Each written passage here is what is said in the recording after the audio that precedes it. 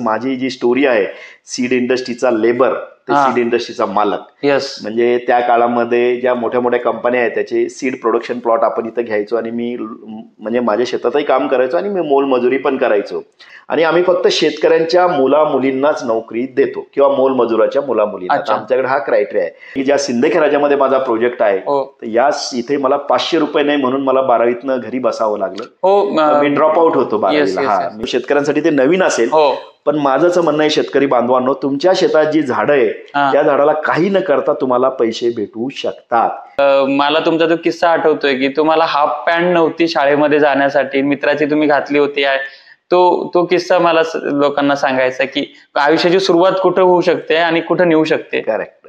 10 करोड शेतकऱ्यांच्या जीवनात प्रत्यक्ष अप्रत्यक्षरित्या बदल घडवण्यासाठी मला काम करायचंय. बरोबर. हा, माझी मॅक्सिमम पगाराची लोक आमच्या इथं 5 लाख रुपये महिन्यावाले पण आहेत. ही जगातली एकमेव कंपनीचं नाव जरी बायोटेक असेल तर 50% लोकांना इथं लिहिता वाचता येत नाही. या सगळ्या बांधावरच्या महिला आम्ही एकत्र केल्या, त्या महिलांना आम्ही ट्रेनिंग दिलं आणि आता तुम्ही बघितलं त्या युनिफॉर्म मध्ये सायंटिस्ट सारख्या वाटतात. राईट.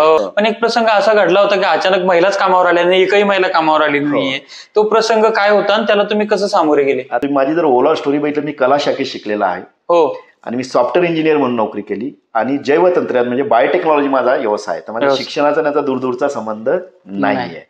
बिगेस्ट चॅलेंज होतं की एक खजुराचं रोप बनायला 6 वर्ष लागतात. ती टेक्नॉलॉजी भारतामध्ये कोणाकडे नव्हती. आम्ही ईश्वरनी त्याच्यावरती खूप काम केलं. कोरोनाच्या काळात आम्हाला तर प्रॉब्लेम आले, परत आम्ही त्यातनं ओव्हरकम केलं आणि आता भारतामध्ये खजुराची रोपं शेतकऱ्यांसाठी आम्ही उपलब्ध केलेली आहे. नमस्कार, मी ज्ञानेश्वर खरात पाटील.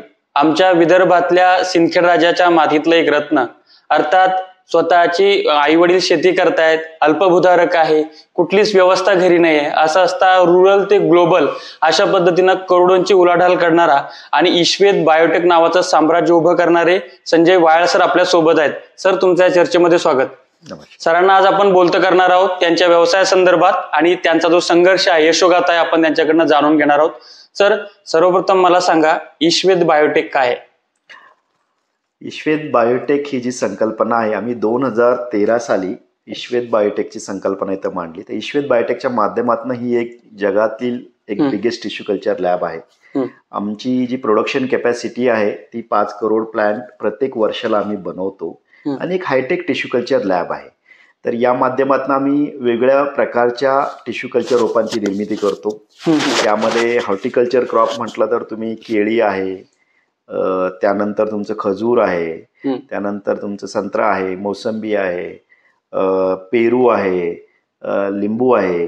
तसेच आम्ही काही मेडिसिनल प्लांटवरती काम करतो. तसेच आम्ही फॉरेस्ट आणि टिंबर ट्रीवरती काम करतो. तर फॉरेस्ट ट्रीमध्ये मेजरली आम्ही बांबूवरती काम. आणि तुम्ही जर बघितलं की आता गव्हर्नमेंटचं जे हरित महाराष्ट्र म्हणून जे मिशन आहे त्याचे आम्ही पार्ट आहोत. आमची लॅब त्याला एनपॅनल आहे आणि येणाऱ्या 2 वर्षाच्या कालावधीमध्ये 3 वर्षाच्या आम्ही 15 करोड बांबूची रोपं ही करणार आहोत. त्याचबरोबर आम्ही ऑर्नामेंटल म्हणजे शोभेची आणि फुलांच्या झाडांचा पण टिश्यू कल्चर करतो आणि ते 35 पेक्षा जास्त देशामध्ये आम्ही ते एक्सपोर्ट करतो. तर ओव्हरऑल हे लॅबचं आमचं स्ट्रक्चर आहे. अच्छा, तर हे माळ सावरगाव आहे ना, या गावाचं नाव आहे माळ सावरगाव आणि तुमचं गाव निमगाव वायाळ. हो. तर निमगाव वायाळवरनं मग माळ सावरगावला कसं काय आले? माझा जन्म तसा सिंदखेडराजातच झालेला आहे आणि म्हणजे जन्म प्रॉपर सिंदखेडराजा गावात माझा सिंदखेड, पण माझं मूळ गाव निमगाव वायाळचं आहे. इथून 20 किलोमीटर अंतरावरती आहे. पण जेव्हा मी परदेशात होतो म्हणजे 10-12 वर्ष मी परदेशातून जर माझी जर्नी जर बघितली असेल तर मी या क्षेत्रातला माणूस नाहीये. मी वाचत होतो तुमच्याबद्दल, तुमचं ऍग्रिकल्चर. मला असं वाटत होतं की तुमच्याबद्दल मी गेल्या 4-5 वर्षापासून ऐकतोय. म्हटलं एवढं मोठं बायोटेक कंपनी उभी करणारा माणूस अर्थातच ऍग्रिकल्चर बायोटेक्नॉलॉजी झालेला असावा. पण जेव्हा तुमचं पुस्तक वाचलं तेव्हा त्याच्यामध्ये तुमचं ऍग्रिकल्चर झालेलं नव्हतं. तर तुमचा तो प्रवासही मला सांगा की या क्षेत्राकडे कसे वळाले? जसं तुम्ही जर बघितलं की तुम्हाला माझ्याबद्दल थोडंफार माहिती, माझा जन्म एका अल्पभूधारक शेतकरी कुटुंबात झाला. शेती मी ही खूप जवळून बघितलेली. शेतीतले प्रॉब्लेम्स असतील, शेतीतल्या ज्या काही समस्या आहेत आणि शेतकऱ्यांना येणाऱ्या अडीअडचणी ह्या मी लहानपणापासून बघितल्या. तर मला शेतीची लहानपणापासून खूप आवड होती. पण माझ्या असं लक्षात आलं शिक्षण घेत असताना की शेती किंवा शेतीशी निगडीत मला काही जमणार नाही, माझा उदरनिर्वाह होणार नाही. म्हणून मी थोड्या वेगळ्या क्षेत्राकडे वळण्याचा प्रयत्न केला. तर तुम्ही माझी जर ओव्हरऑल स्टोरी बघितलं, मी कला शाखेत शिकलेला आहे. आणि मी सॉफ्टवेअर इंजिनियर म्हणून नोकरी केली आणि जैवतंत्रज्ञान म्हणजे बायोटेक्नॉलॉजी माझा व्यवसाय आहे. तर माझ्या शिक्षणाचा त्याचा दूरदूरचा संबंध नाहीये.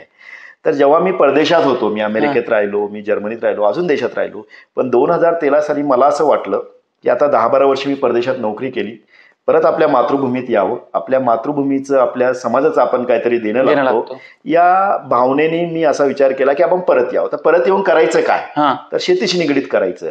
तर त्यामध्ये आम्ही असं ठरवलं की सस्टेनेबल ॲग्रिकल्चर, वुमन एम्पॉवरमेंट आणि रुरल एम्प्लॉयमेंट, म्हणजे महिला सशक्तीकरण, ग्रामीण भागात रोजगार निर्मिती आणि शेतीशी निगडीत असणाऱ्या रिलेटेड व्यवसाय आम्हाला करायचा. आणि त्यानंतर 2014 साली आम्ही फेब्रुवारी महिन्यामध्ये ईश्वेत बायोटेक नावाची कंपनी टाकली. तर एक माझ्या असं लक्षात आलं की शेतकऱ्यांना आता सगळं काही जमतं, पण चांगल्या क्वालिटीचे बी बियाणे, चांगल्या क्वालिटीची रोपे, चांगल्या क्वालिटीचे खतेही उपलब्ध नाही. त्याच्यावर जर आपण काम जर केलं तर शेतकऱ्यांचं जीवनमान उंचावण्यासाठी फार मोठा फायदा होईल. आणि त्या दृष्टीने आम्ही ईश्वेत बायोटेकची संकल्पना मांडली. 2014 साली सुरू झालेली कंपनी, एक छोटंसं रोपटं 5 एम्प्लॉईपासून सुरू करतात. आता डायरेक्टली इनडायरेक्टली आमच्याकडे 1000 लोक काम करतात सध्या. यामध्ये जर तुम्ही जर बघितलं असेल तर आम्ही हा महिला सशक्तीकरणाचा प्रोजेक्ट आहे. 90% महिलाच इथे काम करतात. आमच्या जनरल मॅनेजर असेल, सीईओ असेल, त्यापासून सगळ्या महिला काम करतात. त्यामध्ये पण आम्ही रिझर्वेशन ठेवलेलं आहे. 10% रिझर्वेशन आम्ही हा विधवा महिलांना देतो. 10% रिझर्वेशन आम्ही जे शेतकरी कुटुंबात आत्महत्या होतात त्यांच्या फॅमिली मेंबरला देतो.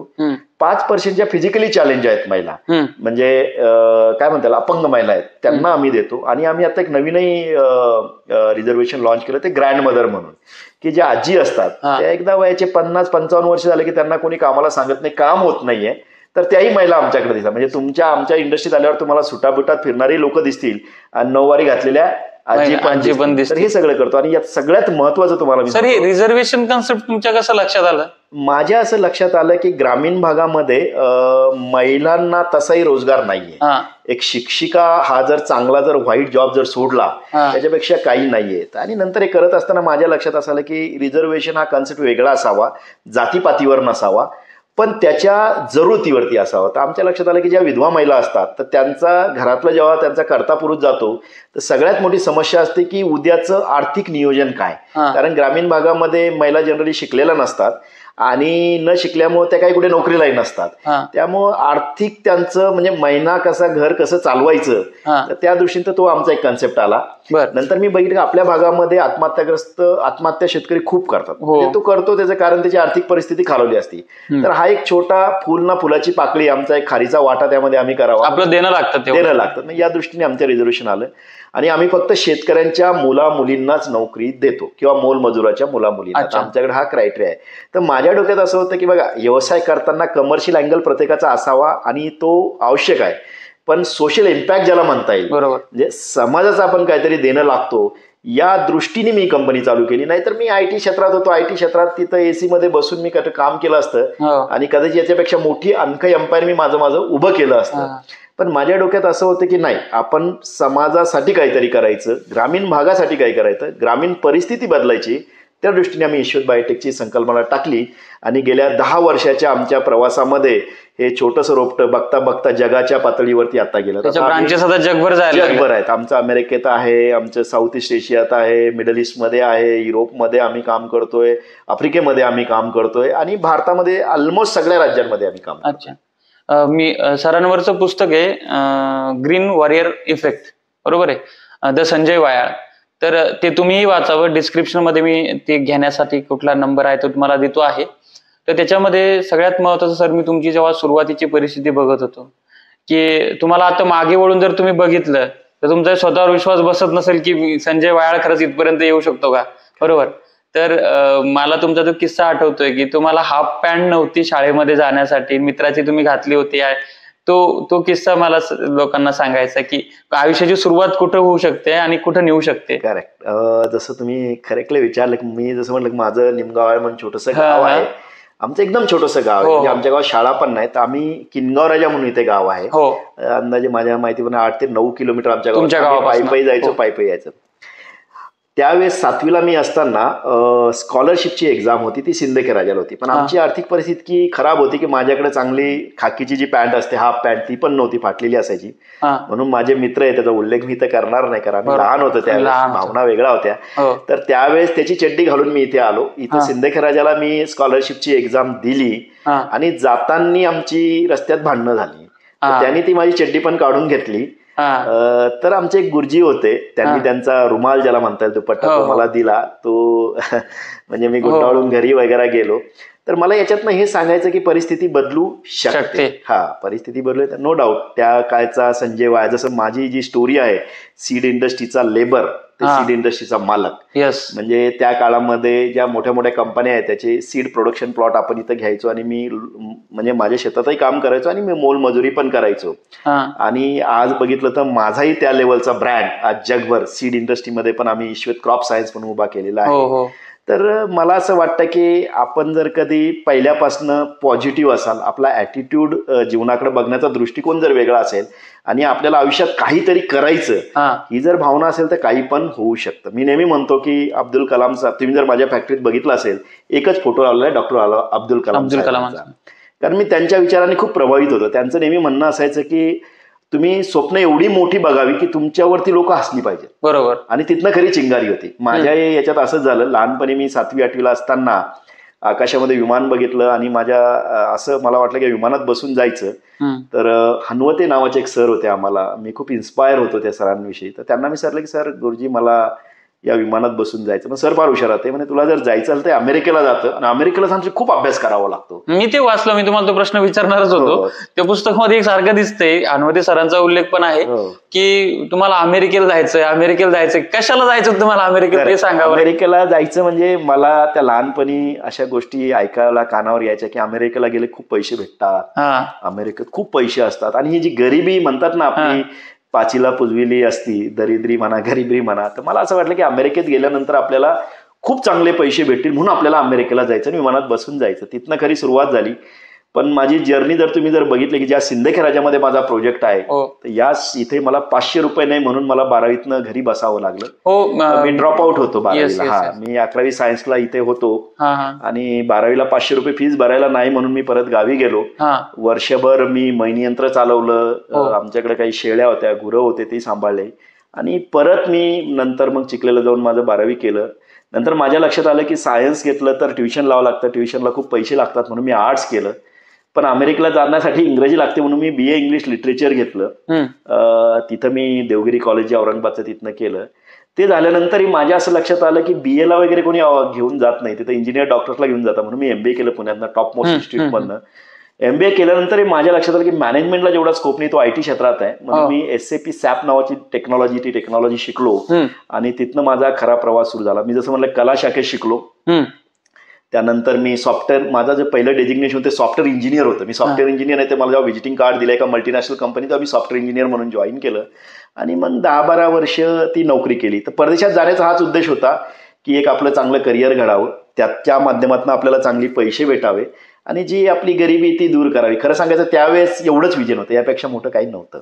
एवढंच फक्त की ही परिस्थिती आहे, ही बदलायची आहे.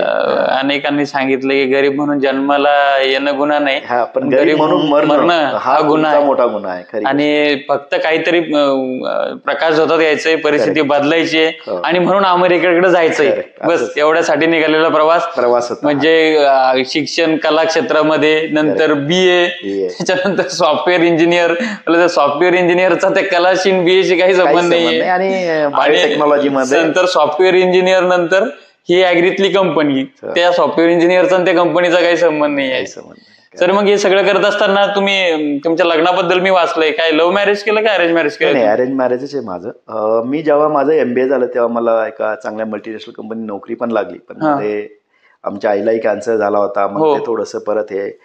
तर आणि माझ्या डोक्यात होतं की शेतीची नाळ जुळलेलं. माझी बायको पण एका ऍग्रिकल्चर ऑफिसरचीच मुलगी आहे, आपल्याच भागातली आहे. अच्छा. आणि तिथं एक देशमुख म्हणून होते, ते पुण्याला राहत होते का मग तेव्हा ते पुण्याला होते नोकरीला, पण त्यांचं इथे खामगाव जवळच इथं हे आहे, त्यांचे मावशी वगैरे, त्यांनी ते स्थळ आणलं आणि मग आमचं जुळून आलं. त्यांचं काय एज्युकेशन? तिचं फायनान्समध्ये एज्युकेशन झालेलं आहे. त्याच्या अगोदर ती बँकेत नोकरी पण करायची पण नंतर तिने म्हणतात ना की माझं एक सगळ्यात मोठं आमचं सक्सेस जे भेटलं ना, माझ्या घरातल्या प्रत्येक फॅमिली मेंबरनी माझं जे स्वप्न आहे ते त्यांचं स्वप्न बनवलं. बरोबर. माझ्या बायकोनी पण ते स्वप्न बनवलं आणि खूप साथ दिली आणि त्या पद्धतीने एक पुण्यात राहिली वाढलेली मुलगी परत एक चांगला सेटल जॉब सोडायचा आणि परत यायचं खूप अवघड होतं. म्हणजे जेव्हा मी माझ्या बायकोला सांगितलं की मी आता एक चांगल्या लेव्हलची नोकरी माझी, कारण मी तेव्हा साहेब झालो होतो 10-12 वर्ष परदेशात राहून, म्हणजे जर्मनीत आम्ही ऑलमोस्ट सेटल झालो होतो, की एवढा चांगला जॉब सोडायचा परत ग्रामीण भागात यायचं परत हे करायचं.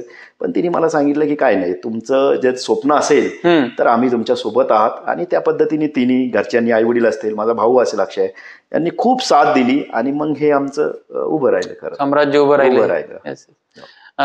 त्याच्यामध्ये अजून एक महत्वाचा प्रश्न म्हणजे तुम्ही निमगावाळपासून फार जर्मनीपर्यंत गेलात, तर मग गावासाठी तुम्ही काय केलंय का असं नवीन, की बाबा तुम्ही ज्या परिस्थितीतनं आलात तर ती परिस्थिती गावातली कुणावर येऊ नये यासाठी, जसं आपण उल्लेख करतो की समाजाचं देणं लागते, तसं काही तुम्ही केलंय का गावासाठी? गावासाठी का, तर मी गावासाठी म्हणजे मला नेहमी गावाची ओढ आहेच आहे. माझ्या गावाचा माझा नेहमी उल्लेख असतो. नॅशनल इंटरनॅशनल लेवललाही जेव्हा मी माझं इंटरव्ह्यू देतो तर नेहमीच मी आमची जी तरुण पिढी आहे त्यांना मी हे सगळं सांगण्याचा प्रयत्न करत असतो की तुम्ही इंटरनॅशनल लेवलला कसं जाल, त्यासाठी आपण काय करावं.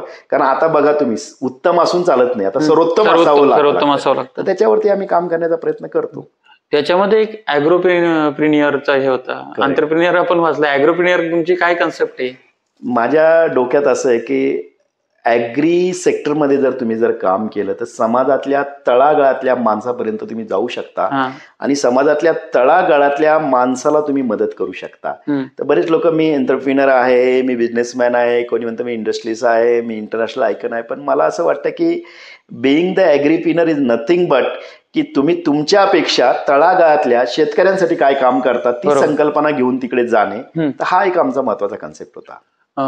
त्याच्यावर तुम्ही कसं काम करताय सध्या आम्ही जे काम करतो की माझ्या असं लक्षात आलं, जसं तुम्ही बघितलं असेल की आम्ही खजुराचा प्रोजेक्ट लॉन्च केला आहे. खजुराच्या शेतीतनं, कारण आता काय सस्टेनेबल ॲग्रिकल्चर खूप महत्वाचं आहे. तुम्ही आता वेदर कंडिशन कम्प्लिटली बदललेले आहे. बरोबर. तुम्ही बघत असाल तर जानेवारी महिन्यात पण आता पाऊस पडतो. तर आता ड्रॉट रेजिस्टन्स किंवा तुम्ही ज्याला हीट रेजिस्टन्स म्हणाल किंवा आता वातावरणाचा त्याच्यावर परिणाम नाही होणार अशा शेतीकडे तुम्हाला जावं लागेल, शाश्वत शेतीकडे तुम्ही जावं लागेल. त्यामुळे आम्ही 2 प्रोजेक्टवरती काम करतो. आमचा पहिला प्रोजेक्ट आहे खजुराचा. खजुराचं इतकं चांगली शेती तुम्हाला मी सांगतो, एकदा लावलं की 75 वर्ष चालते. ती -10 डिग्री टेम्परेचरमध्ये येते, +60 डिग्री टेम्परेचरमध्ये येते. कुठल्याही प्रकारची जमीन चालते, पाणी फार कमी लागतं आणि एकरी 5-6 वर्षानंतर तुम्हाला 5-7 लाख रुपयाचं उत्पादन भेटू शकतं. आणि भारतामध्ये 15,000 कोटीचा खजूर इम्पोर्ट होतो. म्हणजे आपल्याला एवढी मोठी संधी आहे. तर ते इम्पोर्ट तुम्ही, तुमचं मानस आहे की ते इम्पोर्ट थांबवला पाहिजे. तो कसा थांबेल, तर शेतकऱ्यांनी आपली इकडे लागवड केली पाहिजे आणि त्या लागवडीच्या माध्यमातून शेतकऱ्यांना पण पैसे भेटले पाहिजे. तो इम्पोर्ट थांबला पाहिजे, नंबर 1. पण याच्यामध्ये बिगेस्ट चॅलेंज होतं की एक खजुराचं रोप बनायला 6 वर्ष लागतात. ती टेक्नॉलॉजी भारतामध्ये कोणाकडे नव्हती. आम्ही ईश्वरनी त्याच्यावरती खूप काम केलं. कोरोनाच्या काळात आम्हाला तर प्रॉब्लेम आले, परत आम्ही त्यातनं ओव्हरकम केलं आणि आता भारतामध्ये खजुराची रोपं शेतकऱ्यांसाठी आम्ही उपलब्ध केलेली आहे. कारण शेतकऱ्यांना परदेशातून रोपं इम्पोर्ट करणे, आयात करणे, ते लागवड करणे एवढं खूप महागडं जात होतं. तर त्या एका प्रोजेक्टवरती आम्ही शेतकऱ्यांसाठी खूप चांगलं काम केलं. दुसरा बांबूचा प्रोजेक्ट आहे. बांबूमध्ये आम्ही मनरेगा अंतर्गत आम्ही एमपॅनल आहोत आणि पुढच्या 3 वर्षामध्ये आम्ही 15 करोड बांबूची रोपं बनवणार आहोत आणि 11 लाख हेक्टरवरती गव्हर्नमेंटचं मानस आहे की बांबूची रोपं लावायची. तर बांबूची का करायची शेतकऱ्यांसाठी, की एक सस्टेनेबल, पुन्हा आता पाणी नाही काय नाही, आपल्या पडीक जमिनी आहेत बऱ्या, तर बांबूची लागवड जर केली तर बांबूमध्ये 3ऱ्या वर्षी बांबू कापायला येतो. 40 ते 60 टनाच्या दरम्यान, 70-80 टनाच्या दरम्यान होतो. 1.5-2 लाख रुपये एकरी त्यातनं उत्पादन होऊ शकतं, नंबर 1. नंबर 2, गव्हर्नमेंटनी 7 लाख रुपये हेक्टरी सबसिडी त्याच्यावर ठेवलेली. त्याचं कारण असं आहे की 3 वर्षी त्याला पीक येणार नाहीये, तर त्याला सस्टेन करण्यासाठी ते लागणार आहे. चौथं, जर तुम्ही बघितलं असेल, सगळ्यात महत्वाचा मुद्दा, तर गेल्या 5 वर्षात तुम्ही क्लायमेट बघा. म्हणजे आपल्या विदर्भ असो, मराठवाडा किंवा महाराष्ट्र, भारतभर असो, जगभर असो, टेम्परेचर 45 डिग्रीच्या वर चाललंय. जर खरंच 11 लाख हेक्टरवरती जर बांबूचं प्लांटेशन झालं तर किती ग्रीन कव्हर होईल, किती कार्बन डायऑक्साईड सोसल्या जाईल, किती चांगला ऑक्सिजन बांबूच्या माध्यमातून हे होईल आणि मिळेल आणि उत्पादन शेतकऱ्यांना. आणि सगळ्यात महत्वाचं, याला माझ्या असं डोक्यात आहे की याला कार्बन क्रेडिट हा जो नवीन कन्सेप्ट शेतकऱ्यांसाठी ते नवीन असेल, पण माझं असं म्हणणं आहे शेतकरी बांधवांनो, तुमच्या शेतात जी झाडं आहे त्या झाडाला काही न करता तुम्हाला पैसे भेटू शकतात.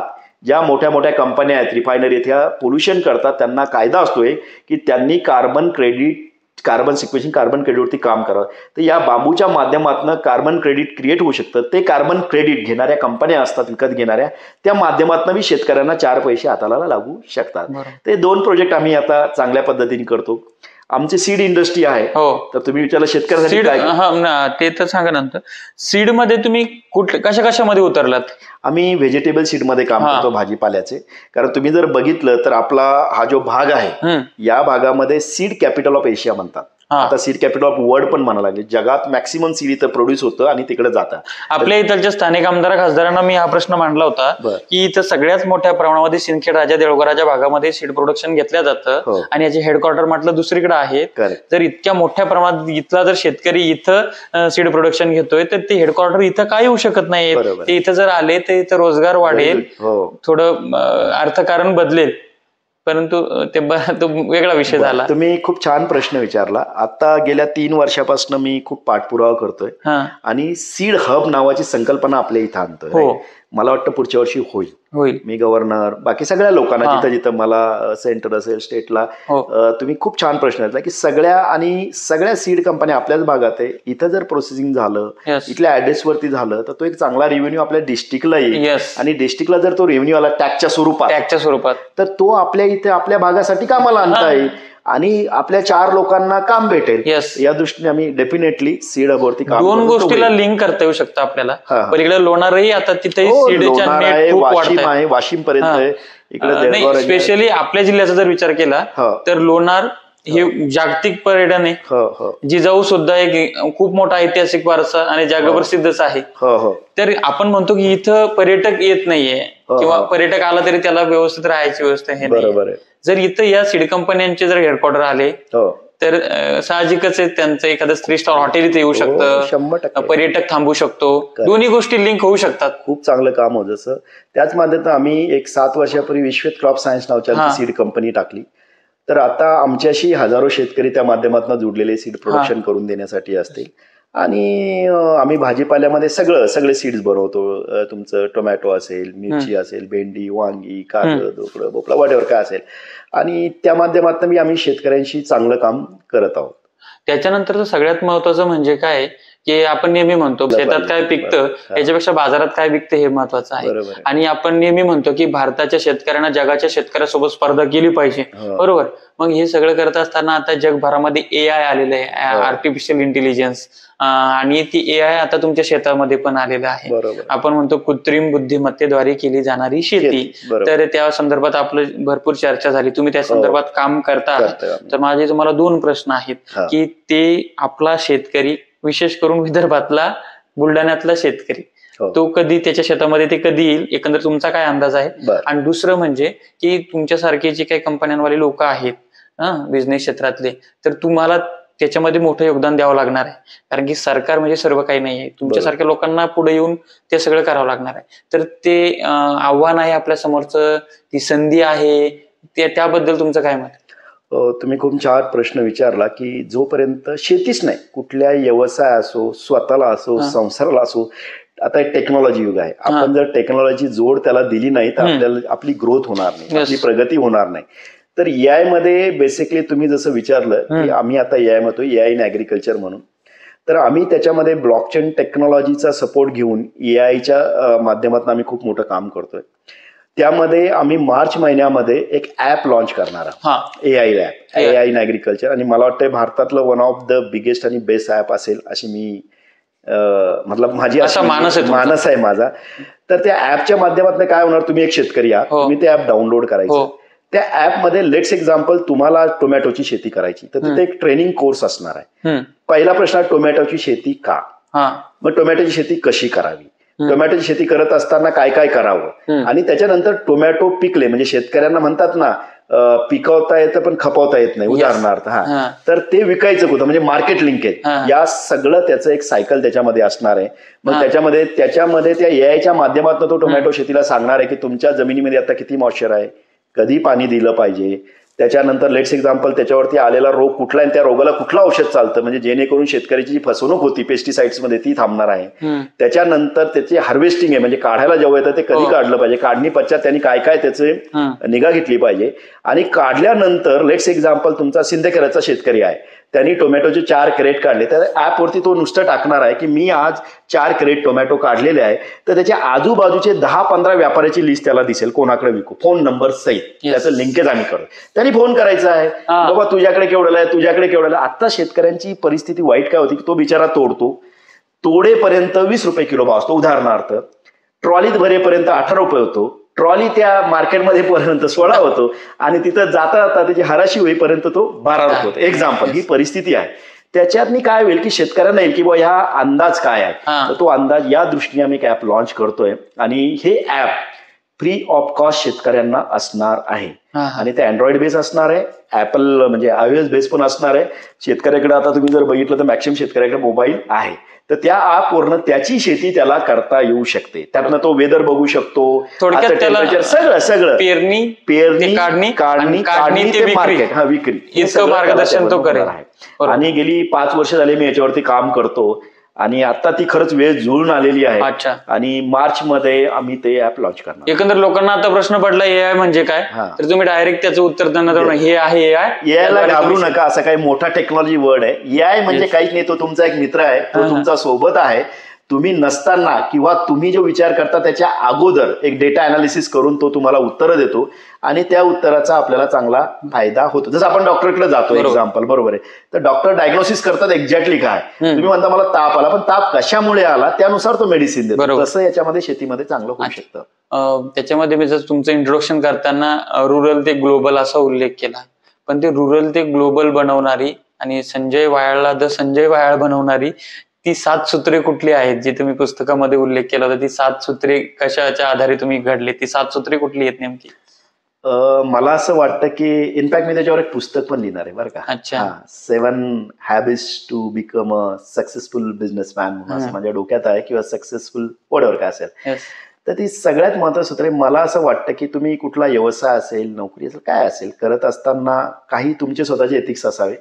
त्यामध्ये आमचं जे पहिलं एथिक्स आहे की be a industrialist not a businessman, असं मी लिहिलं. म्हणजे काय की बिझनेसमॅन ही वेगळी संकल्पना आहे, म्हणजे तो स्वतःसाठीच काहीतरी करतो, आणि इंडस्ट्रीज ही वेगळी संकल्पना आहे की त्या माध्यमातून तुम्ही समाजाला काय देऊ शकता, राईट. तर त्याच्या माध्यमातून एक आमनी ती संकल्पना होती की नाही, आपल्याला इंडस्ट्रीज व्हायचं आहे, समाजासाठी काम करायचंय, तळागाळातल्या लोकांसाठी काम करायचं, त्याबरोबर आपली प्रगती करायची आहे. हा एक मुद्दा होता. दुसरा मुद्दा मी बघितला की जेव्हा तुम्ही एखादा व्यवसाय करता तर तुमच्याकडे कामगार असतात, तर एम्प्लॉई आणि employer should be on same page, म्हणजे एकाच पेजवरती ते असावं असं माझं मत आहे. तुम्ही जर आता आमच्या एंट्री जर केली असेल, तुम्ही बघाल आमची तर मॅनेजर असेल, सिनियर मॅनेजर असेल, मालक असेल, कोणी जर असेल, तर सगळ्यांसाठी एकच कॅन्टीन आहे आमच्याकडे जेवायला. तुम्हाला सगळे सेम युनिफॉर्म मध्ये दिसतात, ते स्वीपर जरी असेल किंवा इथे असेल. तर तो एक माझा मानस होता की आपण त्या पद्धतीने काम करावं. दुसरा माझा असा त्याच्यामध्ये एक हे होता की आपण हे सगळं कार्य करत असताना बरं का, social given back which is very important. आणि आपली जी फॅमिली मेंबर्स आहे, मी पहिलेही सांगितलं की त्या फॅमिली मेंबरचं सगळ्यांचं एक स्वप्न असावं. म्हणजे म्हणता ना, सगळ्यांना एकत्र घेऊन जर चालू 1 किलोमीटर जर तुम्हाला चालायचं असेल तुम्ही एकटं चालू शकता, पण तुम्हाला 100 किलोमीटर चालायचं असेल तर तुम्हाला टीम लागते. तर त्या टीम बिल्डिंग वरती काम करावं. तर हे होतं. आणि बाकीची मग छोटी मोठी अशी आमची सूत्र होती, त्या माध्यमातून आम्ही कामाला घडलो. असं म्हणतात. त्याच्यामध्ये महिला 90% येत आहेत, आणि तुम्ही इथं महिलांना रोजगार दिलेला आहे. विशेष म्हणजे त्या शेतकरी महिला आहेत, विधवा महिला आहेत, ती रिझर्वेशनचं तुम्ही सांगितलं. पण एक प्रसंग असा घडला होता की अचानक महिलाच कामावर आल्या नाही, एकही महिला कामावर आली नाहीये. तो प्रसंग काय होता आणि त्याला तुम्ही कसं सामोरे गेले? आता 2 गोष्टी याच्यामध्ये की महिला सशक्तीकरणच काम. मी जसं म्हणलं, आमचं निमगाव गाव आहे, माझी बहीण शिकली नाही कारण आमच्या गावात शाळा नव्हती, म्हणजे 7वी नंतर, राईट. मला वाटतं तेव्हा 4थीलाच होती. तर त्यामुळे मुलींना बाहेरगावी शाळेत पाठवायचं नाही, आणि ती काय म्हणता येईल माझ्या मनात नेहमी राहून गेलं. आणि नंतर मी बघितलं की ग्रामीण भागात महिलांना नोकरी भेटत नाही, म्हणून ते एक होते. आता माझी बहीण पण माझ्या इथेच असते, राईट. तर तो एक मुद्दा आहे. दुसरा तुम्ही मुद्दा म्हणला, जेव्हा मी इथं इंडस्ट्री टाकली, तर तुम्ही जर आमचं आता बघितलं तर ही जगातली एकमेव कंपनीचं नाव जरी बायोटेक असेल तर 50% लोकांना इथं लिहिता वाचता येत नाही. या सगळ्या बांधावरच्या महिला आम्ही एकत्र केल्या, त्या महिलांना आम्ही ट्रेनिंग दिलं आणि आता तुम्ही बघितलं त्या युनिफॉर्म मध्ये तर सायंटिस्ट सारख्या वाटतात, राईट. तर म्हणायचा उद्देश असा आहे की जेव्हा आम्ही सुरू केलं तर त्यांना युनिफॉर्म आम्ही दिला होता आणि आमच्या लक्षात आलं कंपनी चालू झालं 3-4 दिवस कोणी आलेच नाहीये. तर नंतर मी म्हणलं का नाही आले, तर नंतर बोलल्यानंतर माझ्या लक्षात आलं की ती लोक जेव्हा बसमध्ये बसायचे त्यांना गावातली लोक मॅडम मॅडम म्हणायचे आणि मॅडम हा शब्द वेगळ्या अर्थाने घेतला जातो, वेगळ्या अर्थाने गावखेड्यामध्ये वेगळ्या. तर मी त्याच्यावरती खूप विचार केला. टगे असतात करेक्ट. मग मी सगळ्या महिलांना एकदा बोलून घेतलं, त्यांना विनंती केली कृपा करून तुम्ही या, तुमच्या घरच्या मेंबरलाही बोलवा, तुमची सासू असेल, सासरा असेल, तुमचा नवरा असेल, भाऊ असेल, कोणालाही घेऊन या. आणि आम्ही 3 दिवस एक सेशन केलं चांगलं. त्या सेशन मध्ये मी त्यांना मॅडमचा अर्थ पूर्ण समजावून सांगितलं, त्याच्या सक्सेस स्टोरी सांगितल्या आणि त्यानंतर म्हणलं की मॅडम तुम्हाला म्हणतं की आपण अपडेट झालो आता, बरोबर आहे की आपण युनिफॉर्म मध्ये येतो, आणि सांगितलं की लोक जेलस आहेत आपल्याशी, आपल्याला काय करायचं, आपल्याला कार्य करायचंय, बरोबर आहे की नाही. आणि त्या माध्यमातून तुम्हाला खरं सांगतो एक चांगली क्रांती झाली. आज आमच्याकडे तुम्हाला मी सांगतो की ज्या पहिल्या दिवशी लोक जॉईन झाले अजूनही आमच्या इश्यूमध्ये आहे. सर, आता तुमच्या कंपनीमध्ये जे पगार तुम्ही करता त्याच्यामध्ये हायेस्ट पगार आणि लोएस्ट पगार असं कसं आहे, किती कर्मचारी सगळे? आम्ही आता काय आहे की आमच्या इकडं मिनिमम आम्ही 10 ते 12,000 रुपयाची आमची सीटीसी, 12 ते 15,000 सीटी आहे, सीटीसी आहे. आणि मॅक्सिमम पगाराची लोक आमच्या इथं 5 लाख रुपये महिन्यावाले पण आहेत. म्हणजे ऍग्रिकल्चर क्षेत्राचं या इंडस्ट्रीचं मला फार भारी वाटतं. काय माहितीये का, जसं मी म्हणलं मी आयटी इंडस्ट्री टाकलं तुम्ही सॉफ्टवेअर इंजिनियर नोकरी देऊ शकलो असतो. या इंडस्ट्रीचं सगळ्यात महत्वाचं आहे की तुम्हाला माती उचलायला माणूस लागतो आणि पीएचडी लेवलचा पण माणूस लागतो आणि त्या माध्यमातून मग आम्ही आता कार्य करत आहोत. बरोबर. दुसरा मला प्रश्न विचारायचा आहे की तुम्ही स्वतः आधी घडला आणि आधी तुम्ही स्वतःच एक प्रस्थ निर्माण केलं की ऍज अ इंजिनियर म्हणून, आणि थोडाफार पैसा कमवला, नंतर मग तुमचे जगभर फिरल्यानंतर असं म्हणतात माणसानं फिरावं, माणूस गाव सोडलं की प्रगती होते, बरोबर. मग त्याच्यानंतर वेगवेगळ्या आयडिया माणसाच्या डोक्यात येतात वेगवेगळे, कारण की आपण वेगवेगळ्या गोष्टी बघतो, अनुभवतो, आणि बाहेर गाव सोडलं की माणसातली लाज पण बाहेर जाते, लाज वाटत नाही माणसाला. तर मग तुम्ही इथं तुम्हाला इन्व्हेस्ट किती केले होते सुरू करताना, कंपनी सुरुवात करताना, आणि हे सगळं गुंतवणूक केल्यानंतर ते इथलचं प्रोडक्ट निर्माण करायचं टिश्यू कल्चर वगैरे, तर ते शेतकऱ्यांना विकेपर्यंत, तर मग ते मार्केट तुम्ही कसं केलं एक थोडक्यात हे सांगा मला. सुरुवातीला जर तुम्ही बघितली तर आमची बऱ्यापैकी मोठी टिश्यू कल्चर लॅब आहे, 20-25 एकराचा हा हे आहे. माझ्या डोक्यात असं होतं की world basic tissue culture lab टाकायची, जेणेकरून मोर दॅन 50% आपल्याला एक्सपोर्ट पण करता आलं. त्या दृष्टीने आम्ही लॅब बांधली. तर इनिशियली आमची इन्व्हेस्टमेंट बऱ्याचपैकी मोठी होती. ओके. आणि या इंडस्ट्रीत बघितलं तर याला थोडासा मार्केटेबल जे प्रोडक्ट असतो त्याला वेळ लागतो, कारण हे टेस्ट टू बेबी सारखं हे आहे, म्हणजे बाळासारखंच 9 महिने ते लॅबमध्येच असतं. असं आता केळीचं एक रोप आम्हाला विकायला येईपर्यंत लेट्स एक्झाम्पल 16 महिन्याचा कालावधी जातो. त्याच्यानंतर तुम्ही बांबूचं बघितलं तर 2 वर्षाचा जातो, खजुराचं बघितलं तर 6 वर्ष जातं, राईट. तर इन्व्हेस्टमेंट आहे बऱ्यापैकी मोठी आहे. आणि राहिली गोष्ट मार्केटची, तर आता आमचे बरेच जसं केळीमध्ये आमचं इस्रायल बरोबर कोलॅबोरेशन आहे, याच्याबरोबर आमच्या सौदी अरेबिया बरोबर आहे, खजुरा बरोबर, असं म्हणजे एक्झाम्पल दुबई बरोबर आहे. तर जिथं जे काय पिकतं चांगल्या जातीचे वाण आहेत त्याच्यावर आम्ही कोलॅबोरेशन केलं. त्यामुळं क्वालिटीवरती आम्ही खूप भर दिला. आज तुम्हाला मी यांनी सांगतो, आमची GG9 नावाची केळीची जात आहे, आम्ही कधीच पुरवठा करू शकलो नाही. आमच्याकडे एकच मार्केटिंगचा माणूस एवढ्या मोठ्या कंपनी, आणि लिटरली शिव्या खायला, कारण वेळेत देणं होत नाही. तर शेतकऱ्यांची मी माफी मागतो त्यांनी की बऱ्याच वाढवत का नाही. त्याचं तेच मी सांगतो की आम्हाला बऱ्याच वेळा देणं. त्याचं कारण असं आहे की आम्ही याचे जे मदर कल्चर आहे ते इस्रायलवरून आणतो, त्याचं लिमिटेशन आहे आमच्याकडे, राईट. पण आम्ही करतोय त्याच्यावरती काम आता बऱ्यापैकी. तर तो एक महत्त्वाचा मदर कल्चर आपल्याला इथं नाही बनवता येणार, त्यासाठी नाही, म्हणजे ती खास इम्पॉर्टंट मदर कल्चर असतात चांगली, तर त्या पद्धतीने. पण आमचं चालू आहे इथं मदर प्लॉट करणे, त्यांची टेक्नॉलॉजी वगैरे, त्यांची मार्केटिंग स्ट्रॅटेजी असेल फ्री थोडीशी, किंवा त्यांची पेटेंटेड व्हेरायटी आहे, बऱ्याच त्याचे रिस्ट्रिक्शन लिमिटेड ठेवतात रेट. तरी आम्ही मोठ्या प्रमाणात बनवण्याचा प्रयत्न करतोच आहे आणि शेतकऱ्यांना देण्याचा तो प्रयत्न करत आहोत. एक वेगळ्या क्षेत्रात तुम्ही हे पाऊल टाकलं. तुमच्याबद्दल मी एका ॲग्री सायंटिस्ट सोबत बोलत होतो की संजय वाळा सरांची मुलाखत करायला चाललोय मी, तर त्यांचे उद्गार होते की तो माणूस नॉन ऍग्रिकल्चर आहे आणि तो माणूस या क्षेत्रामध्ये येऊन टिकला, विशेष म्हणजे बायोटेकमध्ये. अनेक ऍग्री बायोटेक्नॉलॉजी झालेले बायोटेक कंपन्या त्याच्या डुबल्यात.